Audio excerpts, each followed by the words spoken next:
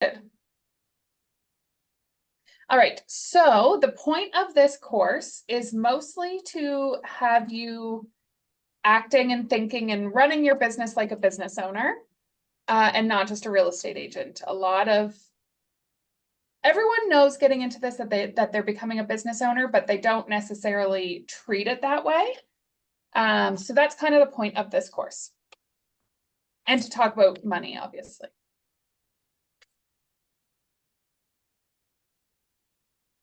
All right, so we want you running a financially sound business.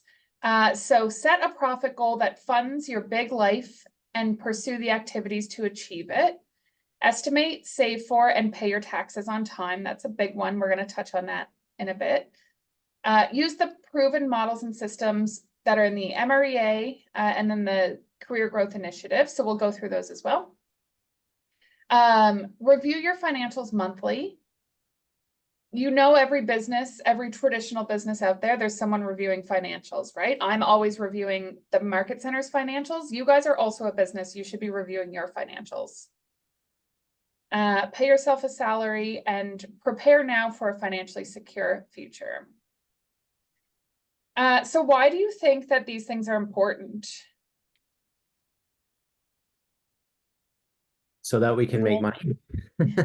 Yeah. Yeah, and so that we know we can track what we're doing. And I mean, if you don't know where you're going and you don't know where you are, you're never going to get where you're trying to go, and you could end up behind rather than ahead. Yeah. And if you're not planning and saving and having a budget, when things come up, you don't necessarily have the money for it. So something like family reunion, the big conference that was just in February. If that's not on your radar and then all of a sudden you decide you want to go, if you haven't planned for it, it's a big expense.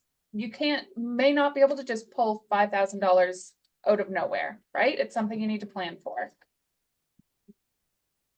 So an unsound business inhibits opportunity and growth, reduces your effectiveness, saps time, creates stress, and can be expensive.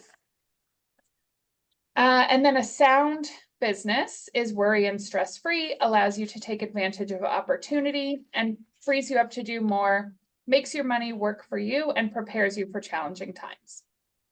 So this is what a lot of people do when they first come into this business. And this is one of the biggest reasons I want to get in front of new agents so that they don't do this.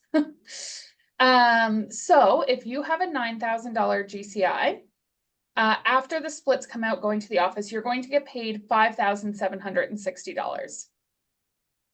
A lot of people will just put that straight into their personal bank account and spend it. Mm. In this role, your income tax is not paid for you. So if you're on salary or an hourly wage before, your income tax was deducted from that and remitted on your behalf. That doesn't happen in this role. It doesn't happen when you're self-employed. So you're paid all of the money and then you owe the full amount of income tax come tax time. So very, very important to stay ahead of that. And then also HST. Being a business owner, you are generating HST, which you are paid, and you owe that to the government. It's not actually yours. So quick question. Yeah. The 5760, is that including the HST rather? No, HST would be on top of that. Okay. Yeah. So that is very, very different than what most people are used to coming into this business. And a lot of people get themselves into trouble. If you have a really strong year, you might owe $30,000 in income tax. If you're not saving that throughout the year off of each paycheck, I don't know many people that can just pull out $30,000 and pay that when it comes time, right? So this is what it should be looking like. So again, that same $9,000, you're going to get paid $5,760. It should be going into a business account. So you should have 2 bank accounts or more, one for your life, your mortgage, your groceries, your dining out, whatever, your kids' clothes, whatever, and one for your business. I don't care if it's truly a business account from the bank's perspective, just have a separate bank account that you use for your business. Okay.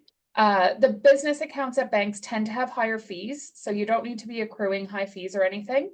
But there should be an account that you're using solely for your business, so that all the transactions in and out of there are related to your business. Realtors are also heavily audited. And they don't audit last month, they audit 3 years ago. And if you're trying to look through a bank account and say, Staples, I wonder if that transaction was a business expense or was it school supplies for my children? You're probably not going to remember 3 years ago. So if you have a bank account that is solely for your business, you're going to know it was a business expense. Same thing with a credit card. You should have a business credit card that all the transactions on there are for your business. And then you should pay off that business credit card from your business account. Okay, make sense? Yes. So the money should be deposited into your business account. So that's just changing the bank details that I have for when I deposit into your account. You should be saving some money because owning a business costs money. You should have money in your business account for your expenses. And then, of course, you need to pay yourself. You're not in this business to not make money for yourself personally. So you're definitely going to move some money over to your personal account. And don't forget about taxes. So we have a program here that I can hold taxes for you. I can hold HST so that you're not given it. I hold it. It's still yours. And then you just ask me for it when you need to pay it and I release it to you. It's basically just a forced savings. If I don't give it to you, you can't spend it, right? And then same with income tax. You would just have to tell me what percentage of your GCI you would want held. And I can, again, hold it for you when you need it. I release it to you. I don't pay CRA for you. You have to ask me for it. I send it to you and then you pay CRA. Okay. So if that's something that interests you, just send me an email and I can send you the form to get that set up. There is a small fee for it. It is $20 a quarter if you want one or the other held, and $30 a quarter if you want both held. Can you just go over again what the, like, I understand one is HST for the government. What was the other one for? Income tax, also for the government. Right. Okay. So normally, you came from like a paid position beforehand, not commission? Right. So your income tax is automatically deducted in that Yeah. type of role, and then they pay it for you, and then you might owe a bit of difference in April. Yeah. In this role, nothing's paid on your behalf. Right.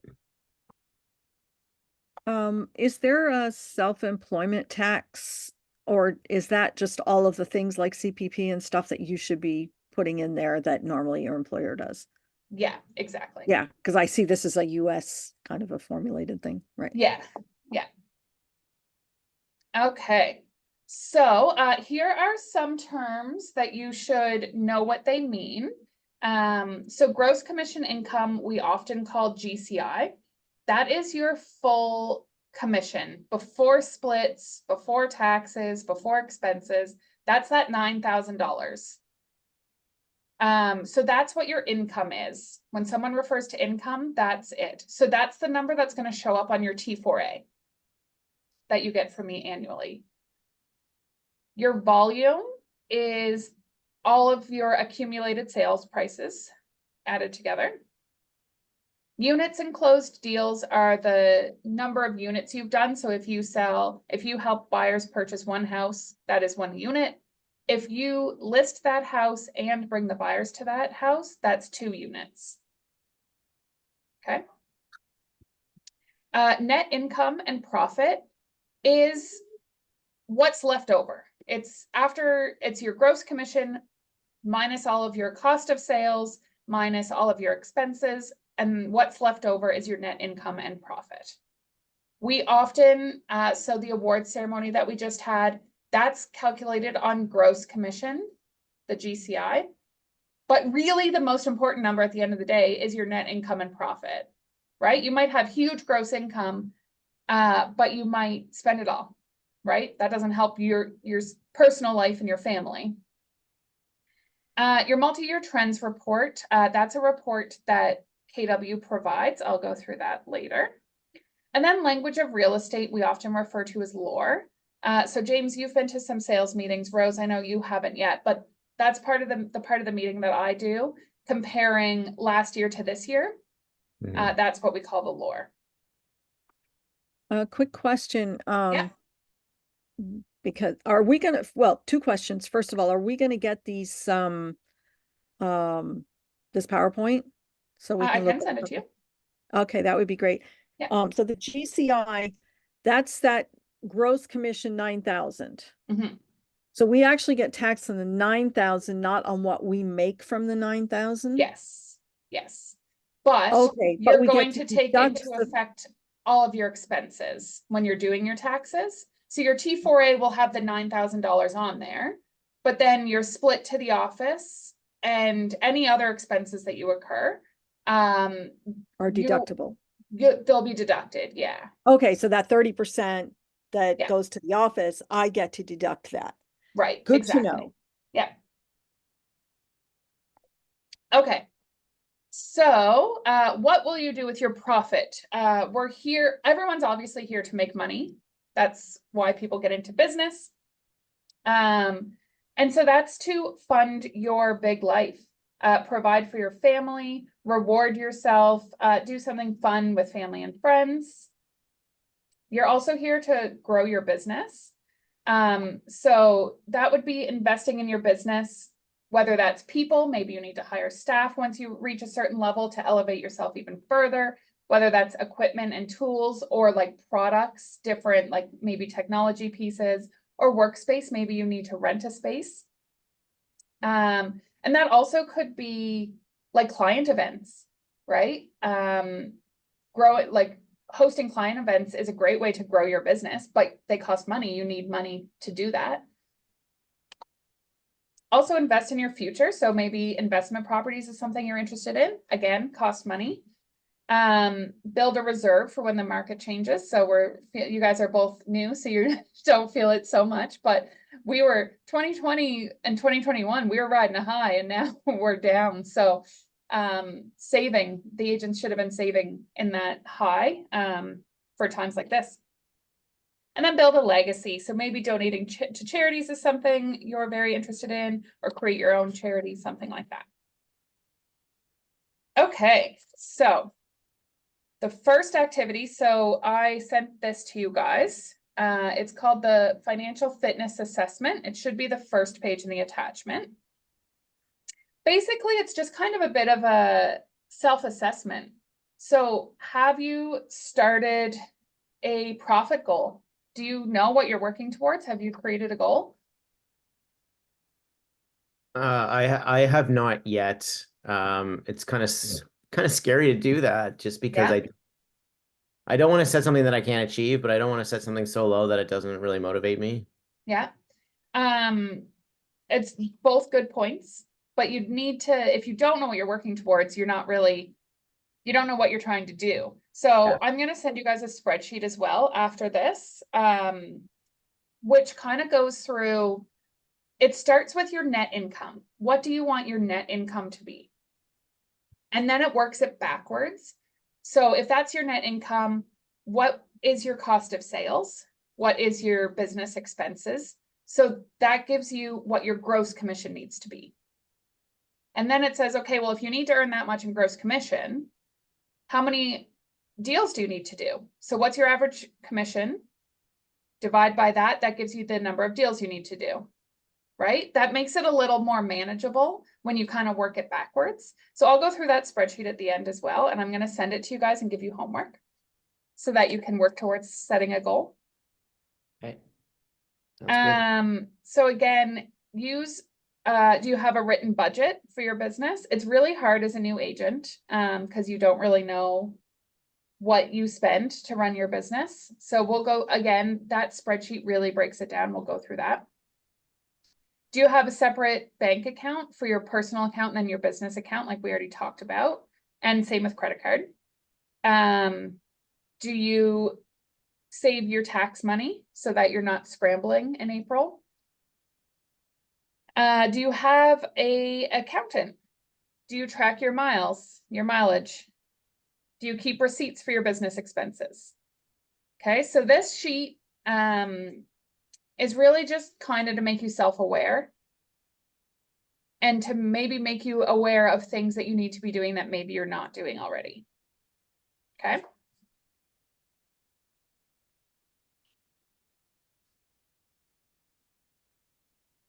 All right, so now we're going to get into some models. So this model is referred to as the economic model. A lot of people also call it the 30-30-40 model. So it comes out of the MREA, the Millionaire Real Estate Agent, that was written by Gary Keller. So to break it down, we have your GCI, so your total amount earned is 100%. And then with following the 30-30-40 model, your cost of sales should be 30%. Your operating expenses should be 30%, which leaves you with 40% as your net income. Now, as newer agents, this is probably a bit of a stretch. Your net income will likely be higher than 40%. So again, remember, this is the Millionaire Real Estate Agent model. So this is for like mega agents. This is where you will get to if you're running a team, you're going to have higher expenses. But I just like to reiterate, don't feel like you have to have 30% of operating expenses. Don't be spending money just to hit the 30%. Okay.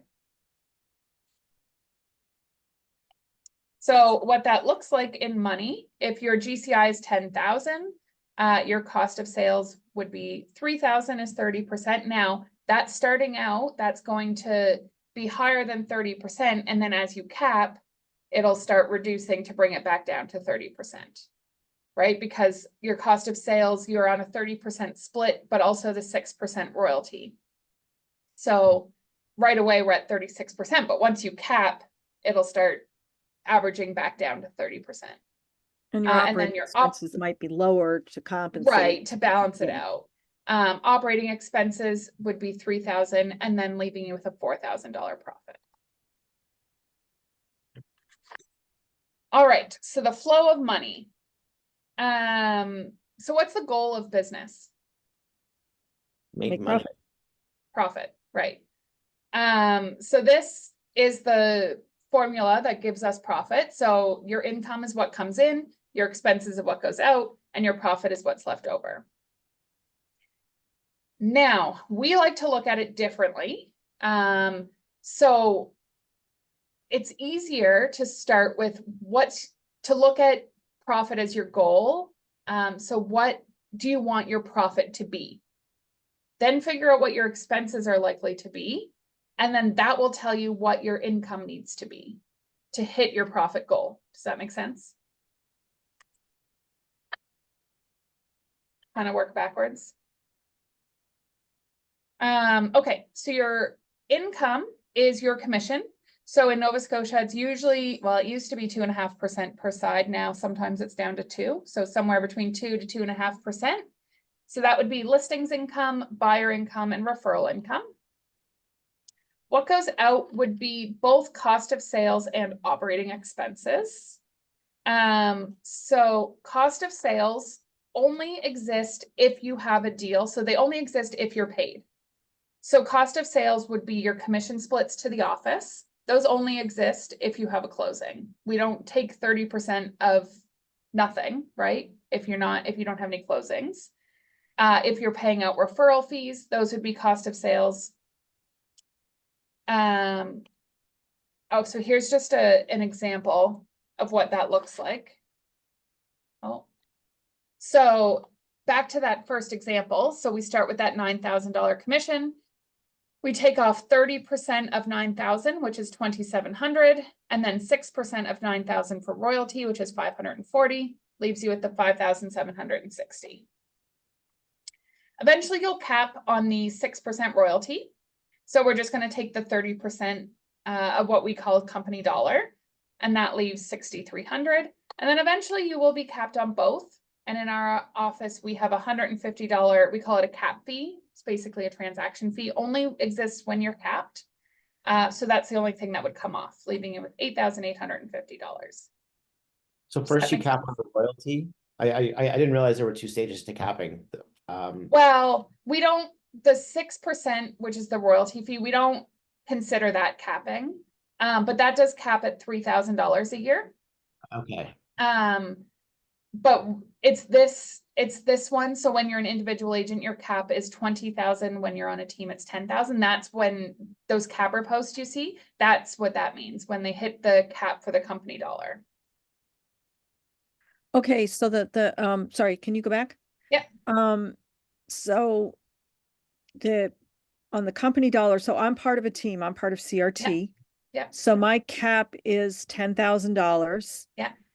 So that would be roughly 3 times and a bit times the 2,700. Yeah, and of course it depends on what your GCI number is, right? If it's a smaller deal, you wouldn't Yeah, be but I'm just using that contributing as the 20. example. Yeah, exactly. So, okay. Okay.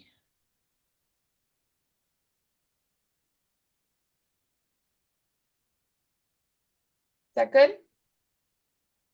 Yeah. Okay. And then we have operating expenses.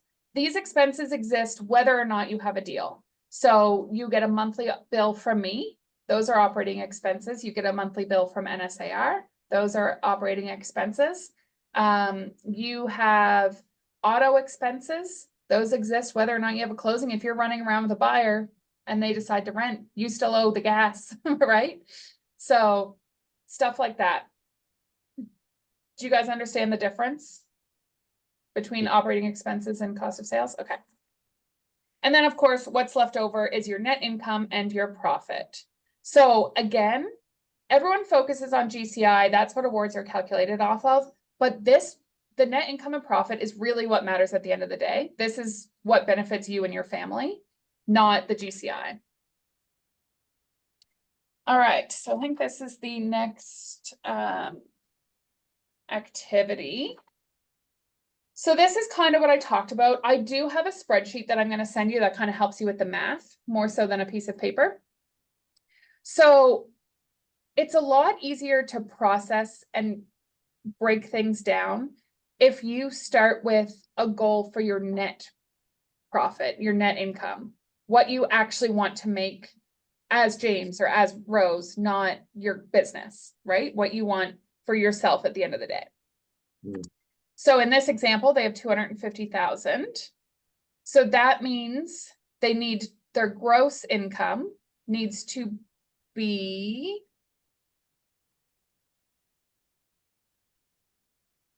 that doesn't make any sense. That No, is it not doesn't. correct. You do not need to gross $1 million to net 250,000. I'm going to pull up the spreadsheet, but you get the idea. So if you want to net 250,000, that means you have to make more than that because there's expenses that are going to come off to get you to the 250,000. Mhm. And then you're going to take your average commission. So in this example, they have $7,500 and they divided this 1 million by 7,500, which means they need to do 139 transactions. Actually, I do understand what they've done here. Yeah, it's a little The backwards. gross profit is before taxes, Yeah, and the 250 grand, that's after you've paid all your income tax. Now, Yeah. that would be a much lower this figure is a in very Nova scary Scotia. example. Yeah. So I'm going to show you in the spreadsheet after. That's less scary. And I'm going to tweak that for next time I teach this. Okay, so one thing you will hear me say often is that, well, I mean, as a realtor, you guys likely don't love for sale by owners, right? You'd rather them hire a professional to sell their home. So it's not really any different for you and your money. You guys should be hiring professionals to deal with your money. Now, starting out, we don't want your expenses going crazy. You don't need to hire all of these people, but you should have an accountant to file your taxes. As a business owner, it's obviously much different than when you were earning a salary and you just had to plug in a few numbers, but you should hire someone to help you with your taxes. It will likely save you money in the end because they're going to find things that you can claim that maybe you didn't think of.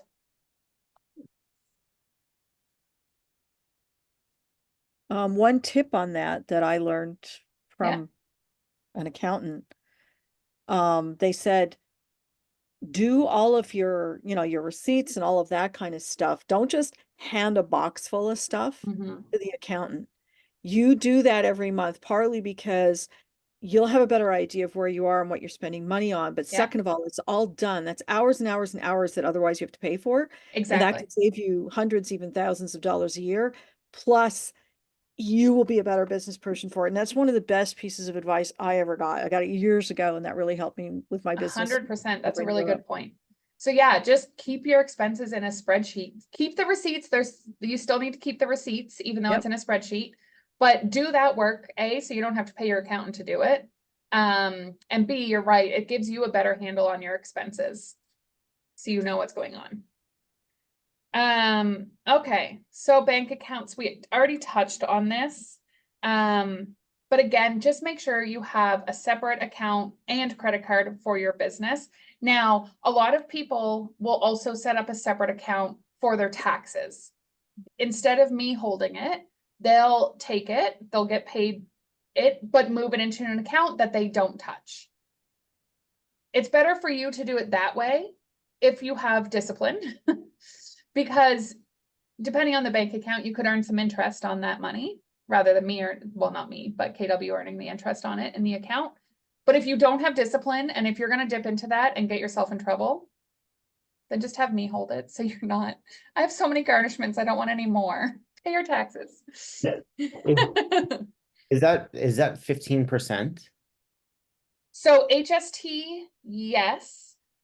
HST is 15%. I send you a quarterly HST statement. You've probably gotten one already. So on that statement, it tells you the amount of HST you earned. And then it also has your expenses that went through KW. So you're going to have other expenses and the HST that you paid. So in theory, what you earned minus what you paid is what you owe CRA. But you are going to have other expenses that didn't go through KW. So you're going to have other HST to deduct from that amount. Does that make sense? So I need to do that accounting every quarter. Yeah, so most that people I can file do the HST quarterly. deductions.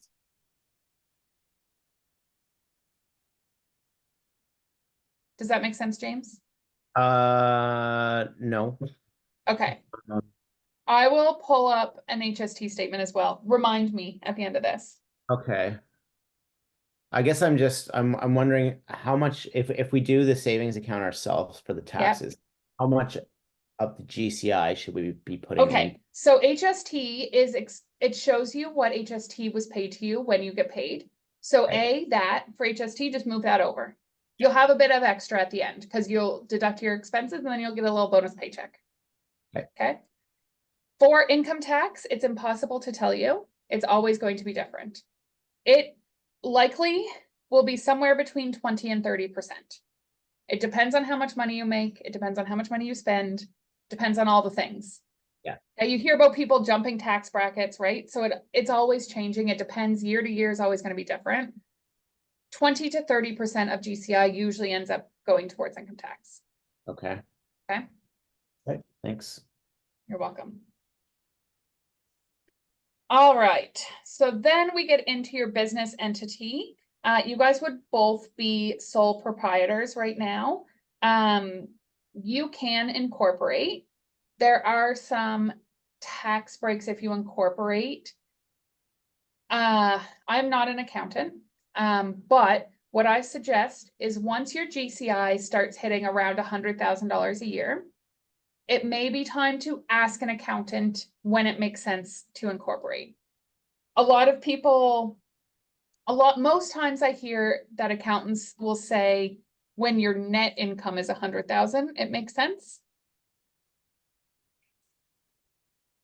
So I often say, if someone asks me if they should incorporate, if I look at their gross commission and it's not 100,000 yet, I obviously say it's best to ask an accountant, but likely it doesn't make sense yet. All right. So this is just kind of highlighting what you can claim.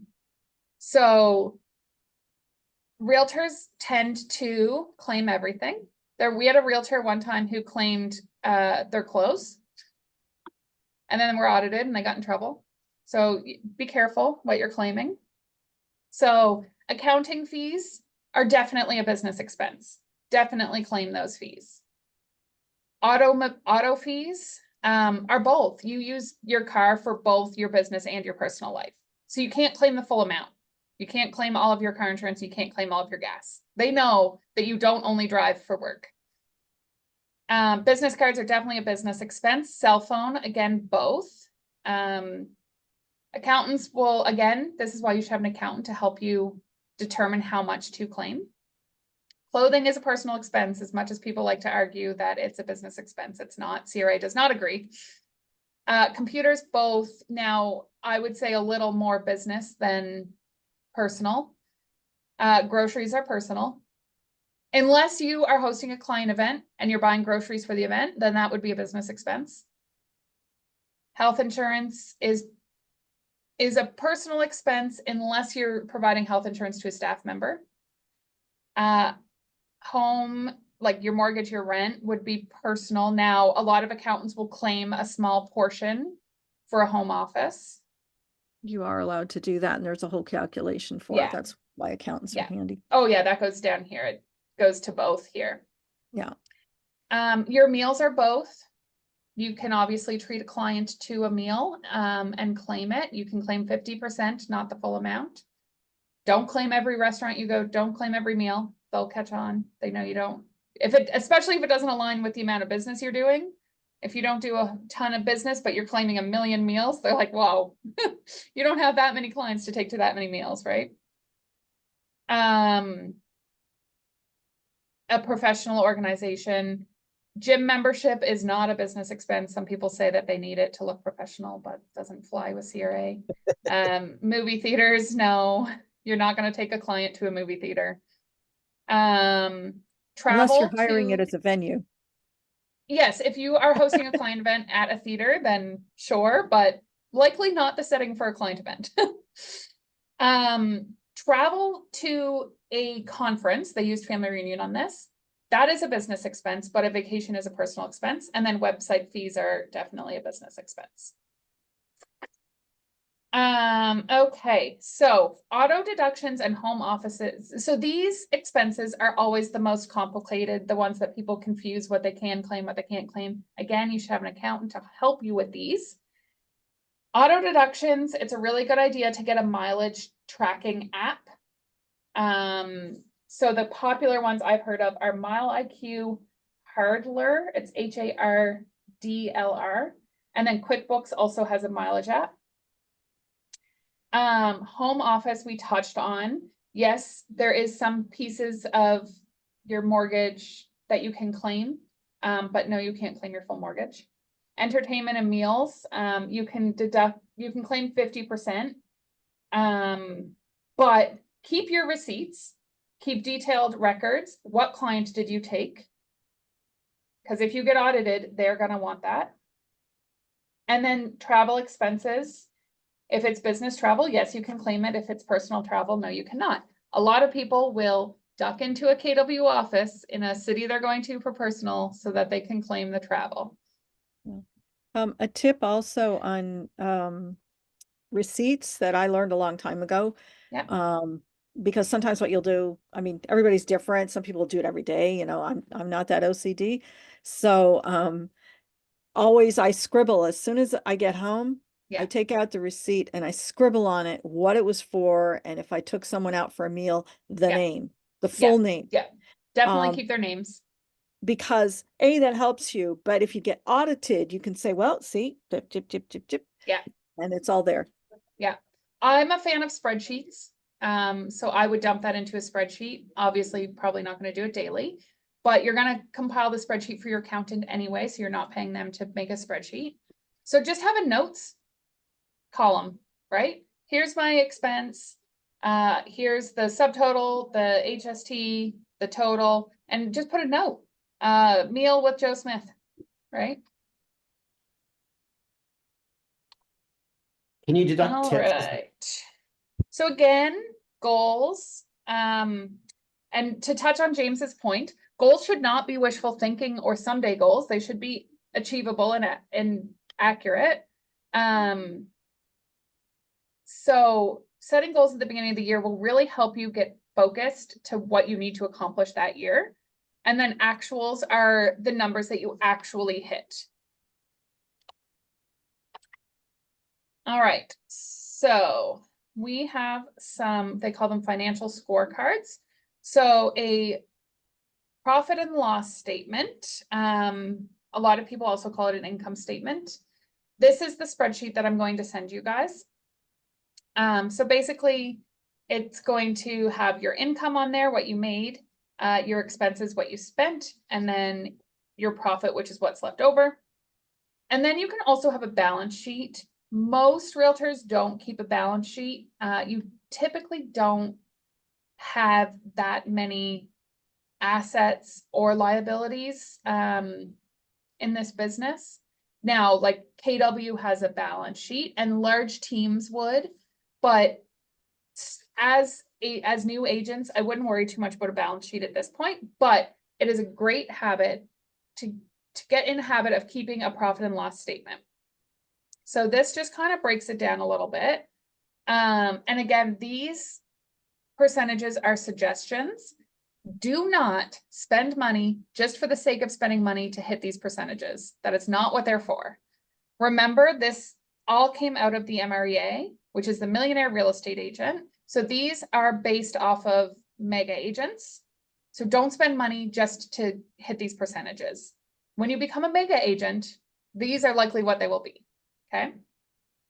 So your income, your GCI up at the top, your cost of sales, which in theory should be about 30%. Then your operating expenses, which according to the MREA will be 30%. Again, don't spend money just to hit 30%. I will never stop saying that. And then this just kind of breaks it down to give examples of operating expenses. So this is all included in the spreadsheet I'm going to send you. So salaries, neither of you are paying salaries right now. Don't hire someone just because in the MREA there's a salary spot, okay? Hopefully down the road, you're busy enough and you need to hire someone to give you some leverage. But right now, don't hire someone just because. Lead generation, maybe you're spending money on ads to generate leads. That's a great expense to have. The point of your biggest role is lead generation. So maybe you're putting some money into it. Education and coaching, you should be investing in yourself. So if you're spending money on education and coaching, that's great. Occupancy, I don't think either of you are paying rent right now. Yes. For an office space? Oh, no. Oh, No, yeah. no. Yeah. But for business expense, I don't think, like, don't go rent an office just because that's listed here, right? Supplies and office expenses, yes, you will likely have to buy some pens and maybe some toner and paper. Although we don't really print much anymore. Communication and technology, yep, you're probably going to have some expenses there. Auto insurance, definitely. Equipment and furnishings, again, maybe not until hopefully someday you're a mega agent and have your own office. But otherwise you might not need furnishings right now. And then what's left over is your profit. So here's just one with some numbers filled in as an example. So again, it has the budget here, what they planned to do, and then their actual. So again, you should be reviewing these, especially reviewing your actuals to your goals, making sure you're going to hit your goal and what do you need to change to hit the goal. All right, this just keeps going. This again is just more broken down into more detail.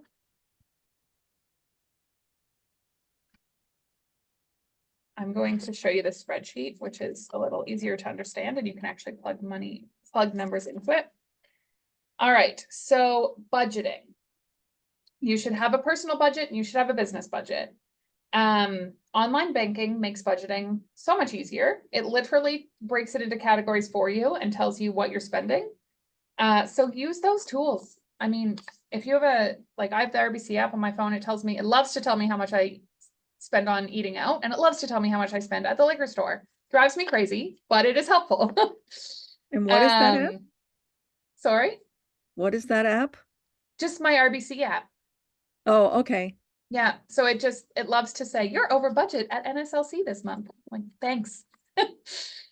But it's very helpful. It literally does it for you. Now, pay closer attention. It could lump some things in there that are in the wrong category. It is an app. But use them to your advantage. Again, just have a budget. When we go through, I'm going to go through that spreadsheet. I know I've referenced the spreadsheet a lot. It will help you create a budget. It breaks down all the categories, to help you realize what you may be putting in. And then also, so they say care for your budget, but hold your budget accountable, hold your money accountable. If you're not making money, don't spend a ton of money. Yes, you need to spend some money to own a business, but don't be taking clients to meals if they're not closing deals, right? Like, you don't need to treat them like royalty just because they said maybe someday they'll buy a house. If your business can't afford that, don't do it. Play red light, green light is a great, easy, super simple tool. Print out your credit card statement, take 3 different color highlighters, and highlight. So green, like, I can't live without this expense. It's absolutely necessary. I can't do anything about it.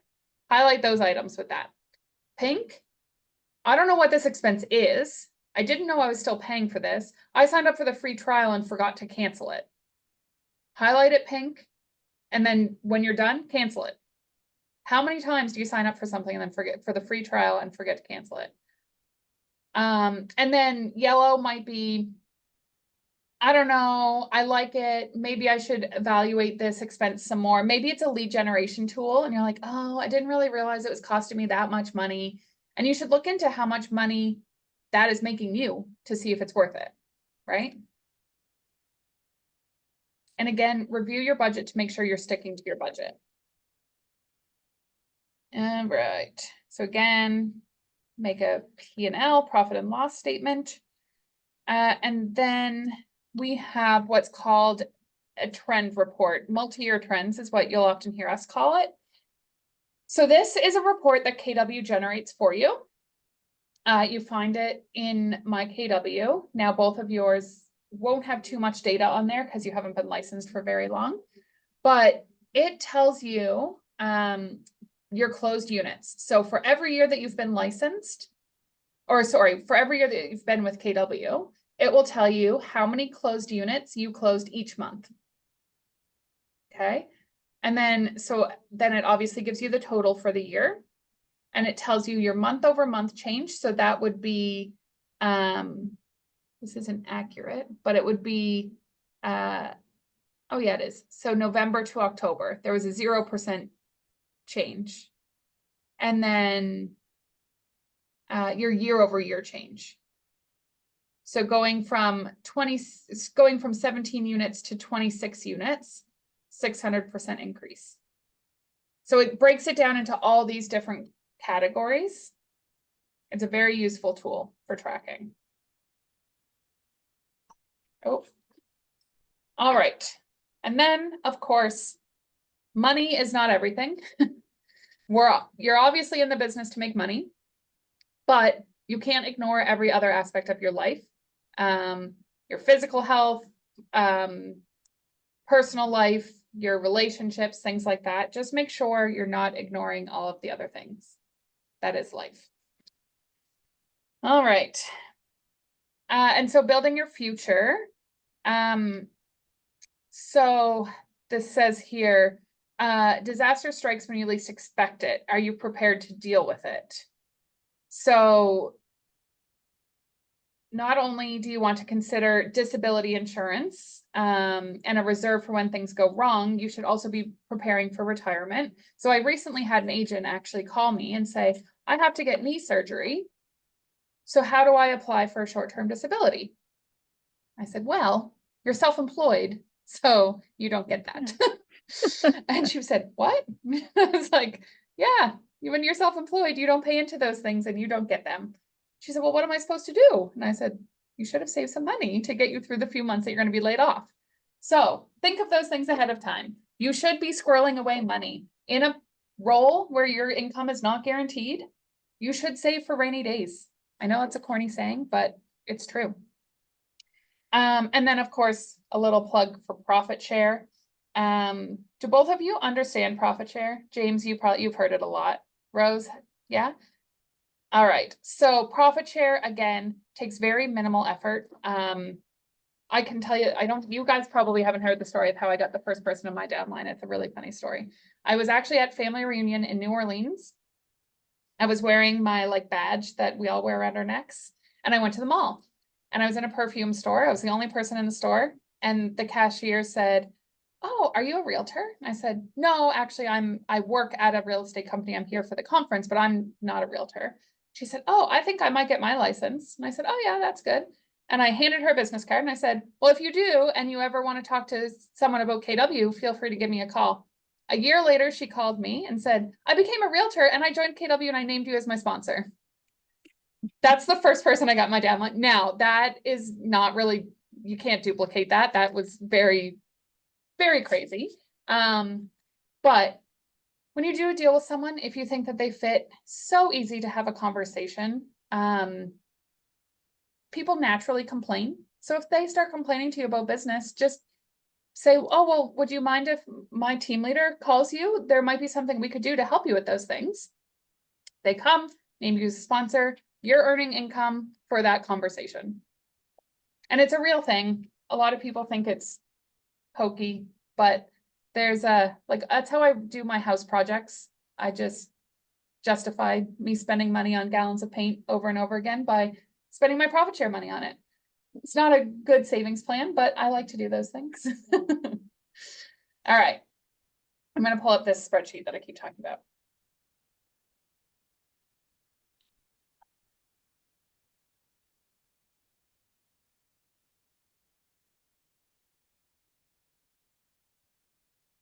Okay.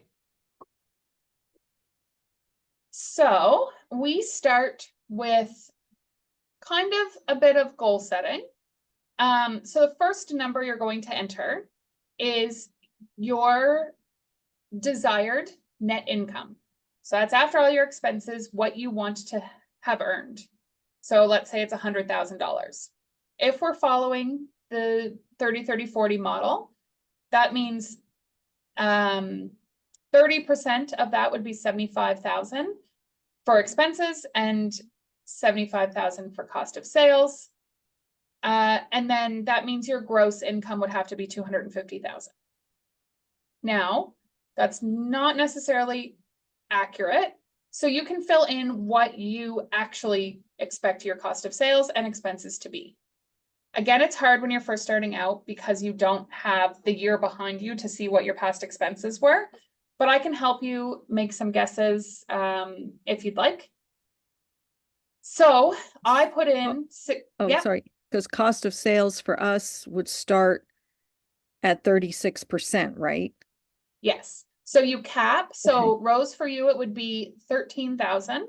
That's 10,000 of company dollar and 3,000 of royalty. And James, as an individual agent, 20,000 company dollar and 3,000 royalty. So 23,000. Now, cost of sales aren't only those two things. If you're paying out referral fees, that would be cost of sales. So if you plan, if that's part of your business model is to gather referrals, therefore you'll be paying out a lot of referral fees. You have to count, take that into effect. And then expenses, again, 60,000 as a new agent is quite high. That likely won't be that high. But so with those numbers in there, that means your gross, your GCI needs to be 200,000.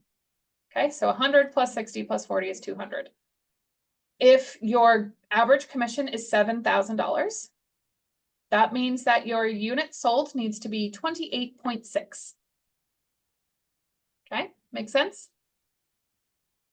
So then what do you want your list side versus your buy side to be? Now, you should strive for 100% list side, but that's not very accurate. That's not going to happen. I don't know anyone who's 100% list side. So MREA says it should be 50-50. As a new agent, it's likely going to be heavier on the buyer side. It is easier to get buyers than listings starting out, and then your buyers will start selling, and then you'll start getting listings. So I just have filled in here 40% list side, 60% buy side. That means I need 11.4 listings and 17.1 buyers. So then my percent sold conversion rate. So if I take 11.4 listings, or sorry, if I need to sell 11.4 listings, how many listings do I need to take? So listings are selling pretty easily right now. So I'm going to say I sell 90% of the listings that I take. So that means I need to take 12.7 listings if I need to sell 11.4. Does that make sense? Mhm. Okay. And then same with buyers. You'll work with buyers and then they'll say, oh, we decided to renew our lease. Worst thing you can hear, but it happens. So same thing. So if you need to close 17 buyers, maybe you need to take on 28. Okay. Then what is your appointment conversion? So how many listing appointments do you need to go on to get 12.7 listings? Again, I just put in 60%. Again, it's hard as a new agent. You don't know these numbers for yourself. So if I convert 60% of my listing appointments into a listing, that means I need to go on 21.2 listing appointments to get 12.7 to close 11.4. Does that make sense? Does this make it a little more manageable than just saying, what's your goal? Okay. Yeah. So that means if I need to go on 21.2 listing appointments, that means I need to do 1.8 a month. Does that seem manageable? Mhm. Okay. And then obviously the same thing on the buyer side. So then the next tab over, we have the budget model. So this is to help you create a budget. So what do you want your listings income to be? Your sales income? This breaks out new construction separately. Most people don't really consider that separately. If you happen to have a buyer for new construction, I would just lump that into your buyer income. Just an FYI, buyers are often referred to as sales. That does confuse new agents a lot. So listings and sales is listings and buyers.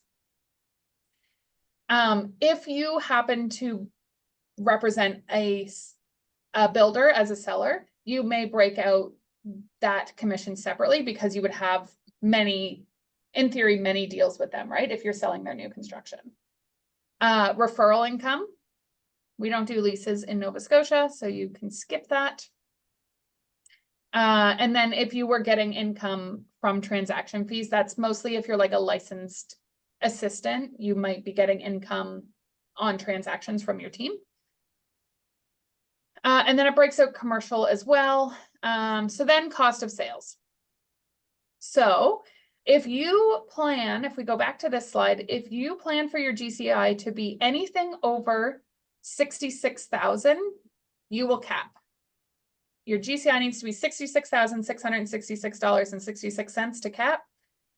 So if this number is higher than that, is higher than the 66,000, your commission to the office and your royalties will be paid in full. So put in your 20,000 or Rose 10,000 because you're on a team and 3,000 for royalties. Then if you're paying out bonuses, which I don't think either of you would be this year, again, down the road, if you hire an assistant, maybe you're bonusing them on your closings. So you need to take that into consideration in your budget. If you are paying out referral fees. So then transaction fees. So if you plan to, this one, we put our budget at our gross commission at 200,000. That means we're capping. That means we're going to have cap fees. So those are an expense. They're a cost of sale. They only exist when you have a closing, but that's $150 per transaction while you're capped. Okay. Oh, while you're capped or after you're finished capping? Capped means you're not paying the split. So while you're capped, so once you pay in the 20,000, then you're capped and you start paying $150 transaction fee. Okay, got it. So you're either paying a 30% split or $150 transaction fee, not both. Okay. So then we move down into expenses. So compensation. Again, I don't think either of you have assistants at this time, so this would likely be 0. But if you become if you become more and more successful, maybe you hire someone to help with those things, right? And yeah, this really just breaks down every single expense that you might not think of. It really helps you build a budget because you're like, oh, I did say I was going to host a client event this summer. I forgot about that. They're not free. They cost money. You better budget for it, right? Down here, signage, marketing. So signage would be your actual sign, your physical sign, and if you're hiring a sign installer, right? Those things cost money. Make sense? Mhm. They don't put, do they put your accountant and those kind of costs in there? I would think. I'm not seeing it.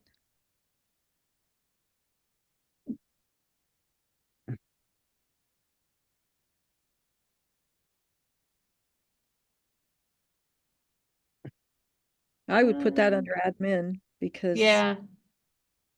That's funny they don't have it here. There's other down here. You can throw it in other. yeah. So then this is sort of the same thing, but it helps you with percentages. It calculates the percentages for you.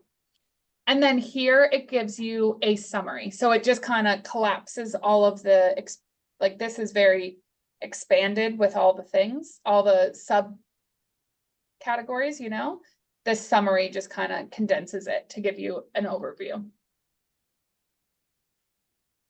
Does that make sense? Does this feel overwhelming?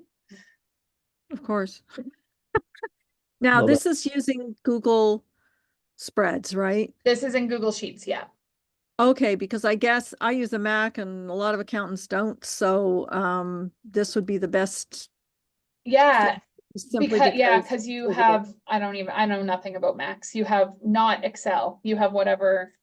Right, and it doesn't always Apple. translate. Even Right. Excel computer to another went through hell starting a business that Mhm. even using exactly the same software and exactly the same version of the spreadsheet still wouldn't translate. Right. I use So- Google Sheets for everything. I do not use Excel ever. Yeah. I use Google for everything. I put everything in Google Drive. I use Google Sheets. This was in, I don't even know what it's called, in their PowerPoint, whatever it's called. I use Google everything. You get it for free with KW. There's no need, in my opinion, there's no need to pay for Microsoft products. Google does it all.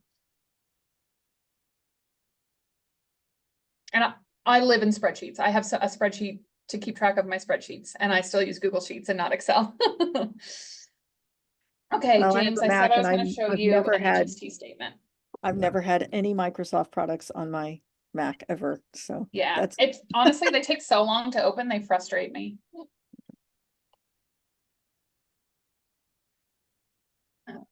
Okay, let me find this.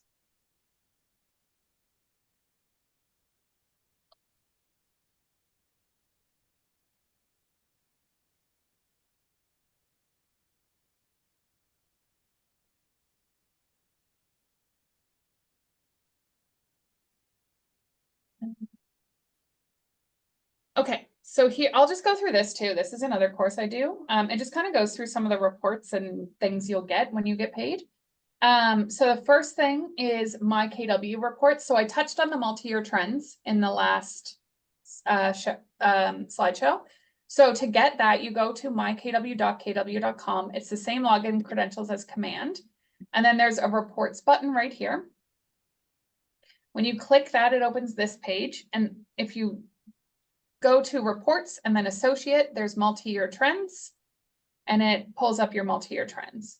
So that's the report that shows you, okay, in June of 2019, I closed this many units. In June of 2020, I closed this many units, right? So you can see this is one of our agents' reports actually, and so it tells them exactly what they've closed every month. There's so many categories. I just keep using closed example or closed units as an example, but it really breaks into everything. So yeah, closed units, closed volume, GCI. Okay, so this is an EFT. This is what you get sent when we pay you. Electronic funds transfer is what it stands for. So you can see here your gross earnings. So in this example, their gross commission was $9,112.50. They paid their royalty, so that came off $546. Their 30% split came off. They made a $10 donation to Kindness Works. And then that's the HST that they earned on this transaction. Okay, so James, when you asked how much to put aside for HST, that. Okay. This example is someone who's capped. So their gross commission was $6,225. They paid the cap fee because they're not paying a split. So it's only one or the other, not ever both. They made a $10 donation to Kindness Works, and then they were paid HST. This person, they earned $13,500. They paid royalty. So they capped on their royalty on this deal because that's not 6%. So they hit the $3,000 mark. Okay. Then they paid their 30% split. They made a $10 donation to Kindness Care or Kindness Works. This person has me holding their income tax. So you can see they, it looks like probably 25%. I took off 25% that I'm holding for them. So it's literally just another deduction so that they don't get that money so that they can't spend it. Then they were paid $1,400 in HST, but I took it right back off and kept it. I didn't actually give it to them. So I'm also holding their HST. So then most people file HST quarterly. So when they calculate what they owe in HST, they'll email me and say, you can either say, can you send me $2,000 of HST? And I'll send that to you. You can say, can you send me Q1 of HST? And I'll send you all of the money I held in Q1, whatever you want. I send it to you, you send it to CRA. When you have a closing, you also get it's called a trade record sheet. You provide us a trade record sheet, then we provide you a different trade record sheet. This one is from Lone Wolf, which is our accounting program. So this is the part that matters down here. So again, it's basically the same thing. So you can see on this deal, the listing commission. So first, the sale price was $675,000. The listing commission was 2%. The selling commission, which is buying commission, was also 2%. When it's our listing, we're responsible for invoicing for both sides and making sure that the buyer's agent gets paid. So you'll see that when it's your listing, you'll see this on here. When it's your buyer, the listing will just be blank because we don't know what the listing agent was paid. So that means the 2% of the listing side was $13,500, and same with the buying side because it was the same percentage. Then you'll see Sutton Group was on the other side of this deal. So they were sent the $13,500. That means they got this check, so $13,500 plus tax. So then you go down here. So $13,500 was the gross commission, took off 30% for the split. I'm holding 25% of income tax for this person. So that's the percentage amount they decided. Maybe based on their year before, they paid about 25%. So that's what they want me holding.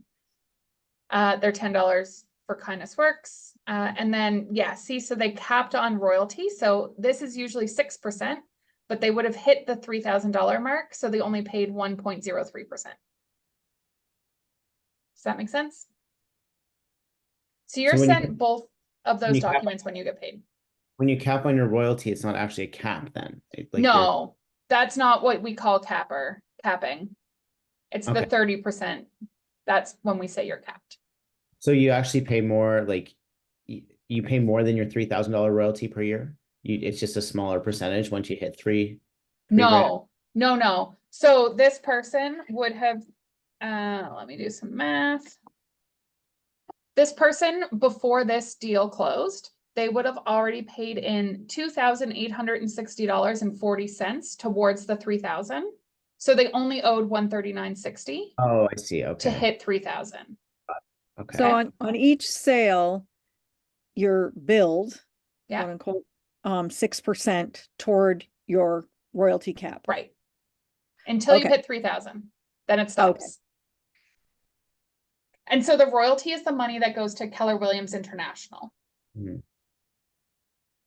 The 30% stays with KW Select.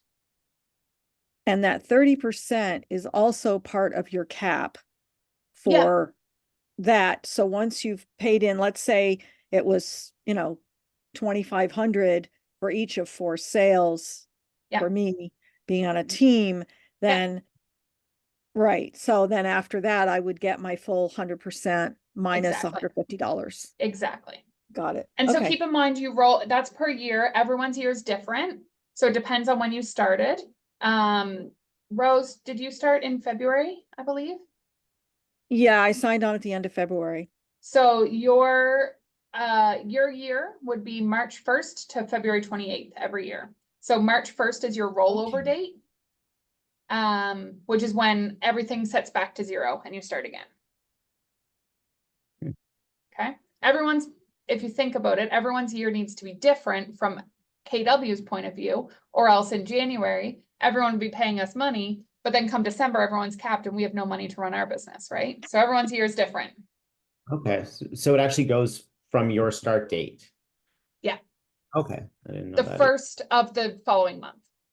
Okay. Okay. Yeah. But the in all the other spreadsheets, when you're putting out your annual amount, what Yeah. you're really looking at is a calendar year, Yes. because that's how you're doing your taxes Yes. until you're incorporated, and then you might have a different tax Exactly. year.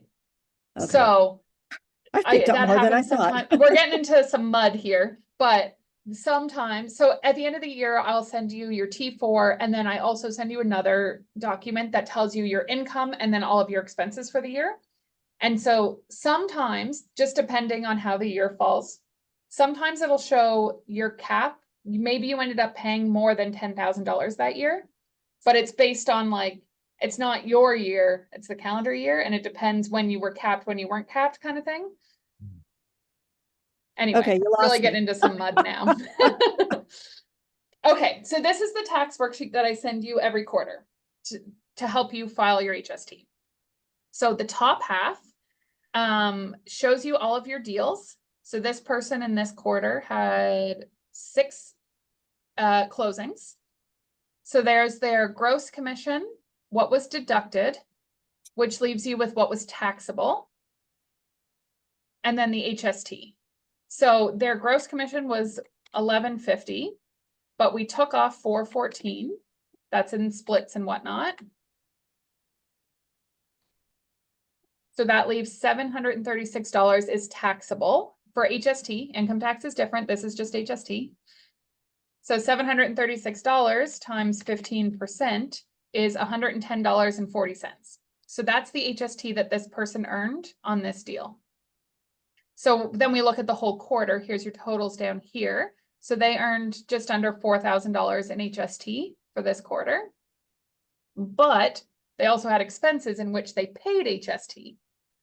So through KW only, you have expenses outside of what goes through KW. They paid $28.51 in HST. And so the difference is $3,944.50.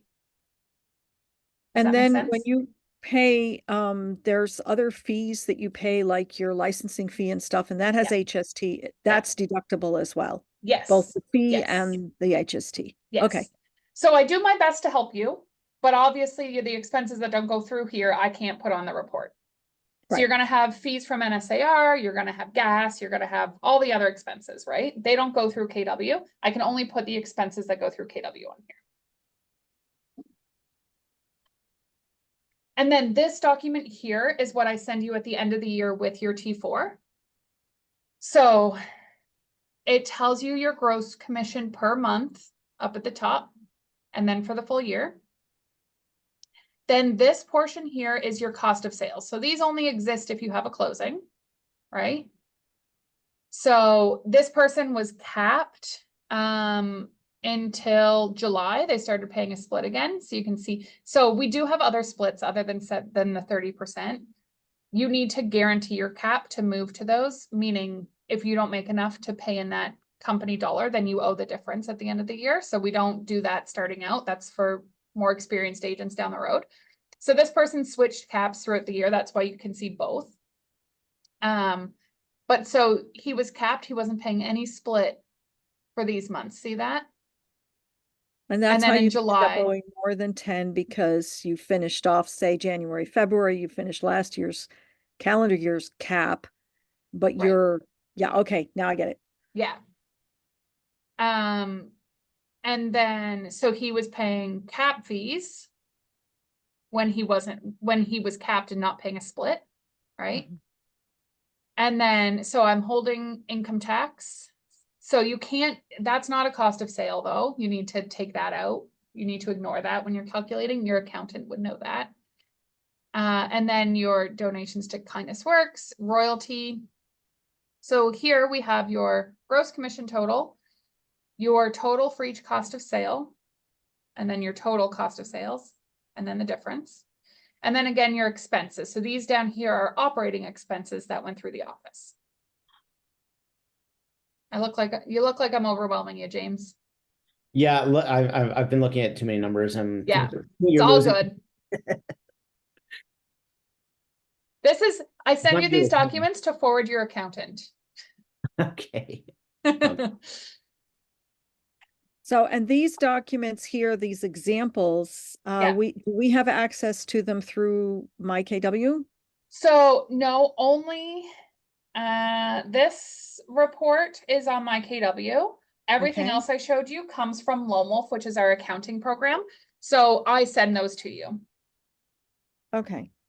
You can't access them otherwise. So the EFT and the trade record sheet, they're automatically sent to you when you have a closing. So when we're paying you, they automatically go to you. Yeah. And then what did we have? The tax worksheet, I automatically send everybody quarterly. Okay. And then this last one, the financial statement, I send to you with your T4. So you only use the financial statement to help you with income tax. So that's why I send it with the T4. Because you only do that annually. Do you have to do HST quarterly, or that's just what a lot of people choose to do? It is best practice, I will say. Now keep in mind, do you have an HST number? I do. Okay, so keep in mind, in theory, if you don't have any closings, you don't owe them any money because you didn't earn any HST, but they owe you money because you're paying HST. Right? Does that make sense? So Because you've paid out HST on gas, on Your meals, licensing fees. on Right. licensing fees, all that kind of stuff. But don't So I even if you deduct have, all of that with my income tax? No, so income tax and HST are totally different things. Right.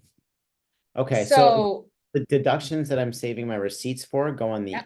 the HST. yeah, so you can claim that HST, and because if you've paid more HST than you've earned, Yeah. CRA owes you money. Interesting. So my business expenses go quarterly, not annually. For HST.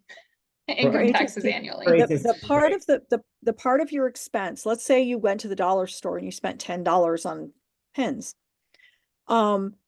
And then there's $1.50 that's HST. The $1.50 that you spent on HST gets reported as part of your quarterly report.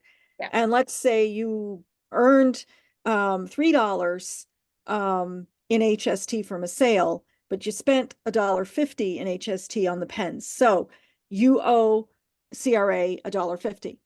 Right. Now, the rest of the $10, that you spent on the pens, that $10 is a deductible business expense for your general taxes. Now, some people report their taxes quarterly once they get incorporated, but you only have to do it once a year. But Got this it. way, when you put into your spreadsheet, that, buying the pens, you make a note of what the receipt is. Maybe you number your receipts. People have different things that they do. And then you put the net amount, which is $10, and then the HST amount, and then the gross amount, so you can keep track. Got it. So I need those receipts both for quarterly and annual tax. Yeah. Yes, and if you go to the gas station, they'll say, do you want a receipt? First of all, you say, yes, please. And then you look at it and make sure that it has the HST on it.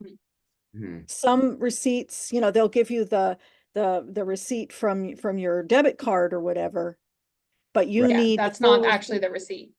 Yeah. Yeah. Okay. That's a great example, Rose. Thank you. I'm going to steal that. Be my guest. Does that help, James? Yeah, it does. So in other words, I have to do some tax filing by the end of this month. So you wouldn't be filing Q1 yet. You could file Q4. You got licensed at the end of last year, correct? Yes. Yeah, so you could file Q4 now, yeah. Q4, but then Q1 would be at the end of March. Yeah, you have some time though. Like most people won't file it until May, likely. Okay. Yeah. All They're right. not, basically allow yourself 4 to 6 weeks just to keep on top of it. Yeah. Because otherwise it adds up. Yeah. Okay. That's good information. I didn't realize that. Mm-hmm. So yeah, the HST that you paid while getting licensed, you can claim and get it reimbursed. I have a question for you. Yeah. Well, first of all, a tip. I have, because my family decided I needed a new iPhone for Christmas, and I didn't really need an iPhone for Christmas. And then it turned out to be very handy because I could put a separate account on it. This is my business phone. Mm-hmm. It's entirely and completely separate from my personal phone. Yeah. And, if you're with TELUS, you can negotiate that. So that's number one. So that's a separate expense. It shows up separately on my bills. That makes life Yes. a lot easier. And so if you're doing it that way, you can claim the full amount of the business phone. Exactly. Most people don't want to carry around two phones. Well, it's too big to fit in my pocket anyway, so I'm screwed. So, but the question that I have, now let's see if I can remember my question. I got distracted by a squirrel there. Right. During and just after taking the course. Now, is the course deductible? The licensing Yeah. course? Yep. It is. Okay. I also, while I was waiting for the results, seeing as I was extremely optimistic that I passed, I went out and I bought some furnishings to, I have this space, but it didn't have a carpet on, it was just bare floor. It was just awful. Mhm. So I actually tarted it up so it's a proper office space, with some bookshelves and stuff. That should be deductible, and the HST as well, right? Yeah. Did you have your HST number when you? No. Oh, shoot. So it's Yeah. only deductible once I have my HST You number? can backdate your HST number with CRA. Ah, good to know. Yeah. Okay. I'm going to make a note to do that. Yeah. So when we paid for the course, for example, I mean, that was last spring for me. Right. So that would only be deductible if I backdate the HST number. Right. Right. Okay. What was I Which just gets a going to little say? tricky, doesn't it? Because he wasn't necessarily self-employed during that time, and that could change his tax return for 2023 because he had part self-employment non-income. Mhm. So it's only worth doing if you incurred other expenses toward being a realtor Yeah. since last